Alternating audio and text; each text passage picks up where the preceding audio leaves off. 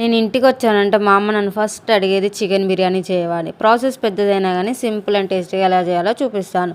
So ఏం లేదు, ముందుగా క్లీన్ చేసిన చికెన్ తీసుకొని ఉప్పు, కారం, మసాలా, అల్లం వెల్లుల్లి పేస్ట్, పసుపు, నిమ్మరసం వేసి బాగా కలుపుకోవాలి. ఇందులోనే పెరుగు కూడా వేసి కలిపిన తర్వాత ఇప్పుడు ఫ్రైడ్ ఆనియన్స్, కొత్తిమీర, పుదీనా, ఫ్రైడ్ ఆనియన్స్ చేసిన ఆయిల్ వేసి బాగా కలుపుకోవాలి.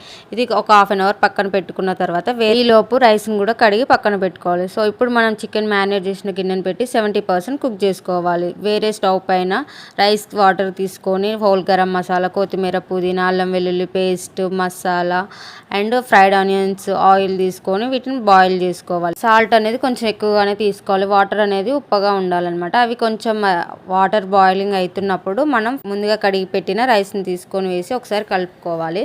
సో మనకి ఇక్కడైతే చికెన్ కుక్ అయింది కాబట్టి నేను బిర్యానీ చేసే గిన్నెలోకి ట్రాన్స్ఫర్ చేసి ఈవెన్గా స్ప్రెడ్ చేస్తున్నాను. సో దీనిపైన ఫ్రైడ్ ఆనియన్స్, కొత్తిమీర, పుదీనా వేసుకొని మళ్ళీ దాన్ని వేరే స్టవ్ పైన పెట్టాను.